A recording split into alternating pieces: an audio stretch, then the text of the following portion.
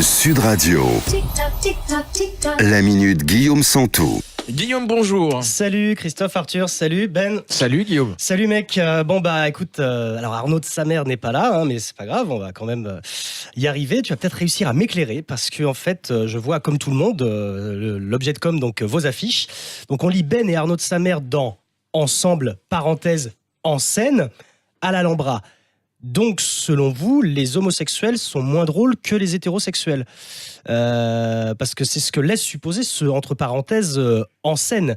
Parce que vous êtes des humoristes professionnels, hein, vous vous êtes dit qu'il faut que les gens, en lisant cette affiche, soient sûrs de se payer une bonne tranche de rigolade. Donc, vous avez jugé bon de préciser que vous étiez ensemble en scène professionnellement, mais pas ensemble dans la vie. C'est une façon de dire, rassurez-vous, on n'est pas pédé, ça va être très drôle.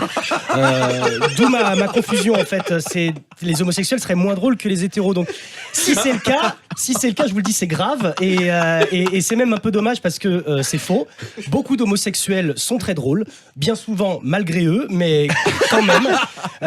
Et à moins, alors là, à moins que vous ne soyez homophobe. Et attention, je juge pas. Hein, tout le monde est libre. Et que en précisant que vous êtes ensemble donc en scène, vous ne voulez attirer que des homophobes dans votre salle de spectacle.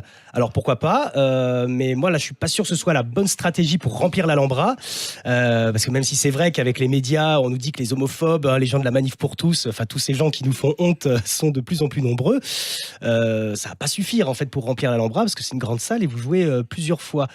Ou alors vous n'êtes pas homophobe mais vous êtes bien homosexuel et vous avez brouillé les pistes en précisant que vous étiez ensemble donc en scène afin de quand même faire venir les homophobes dans votre salle de spectacle, ce qui du coup est très très malin mais pas très honnête.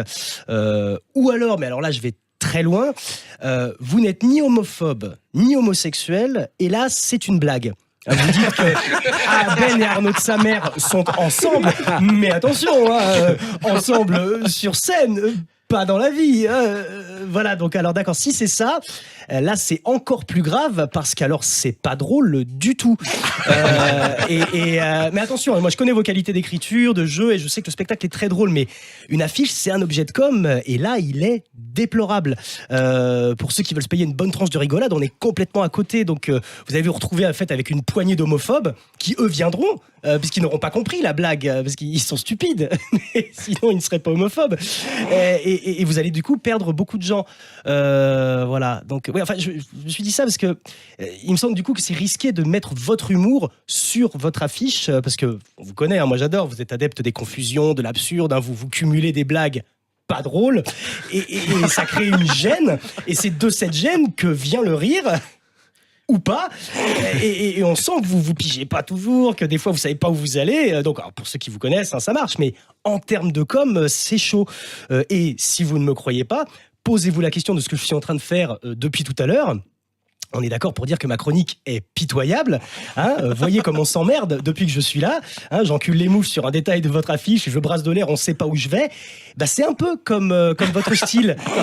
Et donc, peut-être que moi, je sais pas le faire. Mais si je fais ça, en fait, vraiment, c'est pour vous faire comprendre quelque chose, parce que je vous souhaite du succès. Et c'est absolument pas parce que j'ai été prévenu à la dernière minute de votre venue et que j'ai pas du tout eu le temps d'écrire quelque chose de correct. Hein, parce que je sais que ça a l'air de ça, hein, qu'on croirait que j'ai pas eu d'idée, que pour faire de la minute radiophonique et toucher mon salaire, bah, je me suis dit, bah, je vais tourner autour du pot et que personne verra rien. On pourrait croire ça. Et non, la preuve, il n'y a pas de pot dans le studio. Donc je ne peux tourner autour de rien du tout. Et d'ailleurs, ce serait impossible parce que quand on m'a dit que je devais pondre une chronique supplémentaire en aussi peu de temps, vous savez ce que j'ai dit ? Oh, pas de pot. Et là, je suis effaré de la vanne que je viens de faire. Ben, en fait, je crois que vous avez une très mauvaise influence sur moi. J'étais beaucoup plus drôle la semaine dernière. Je préfère partir. En dehors de ces quelques détails, moi, je vous souhaite d'avoir beaucoup de monde à l'Alhambra, hein, les adeptes de votre humour, les homophobes et pourquoi pas quelques racistes. Votre humour est risqué, mais il est courageux. J'aime Rami. Je vous dis merde. Bravo. C'est la meilleure chronique de l'histoire des chroniques. Arthur Junio, Christophe Meillan, Squad Sud Radio. Dimanche 11h midi.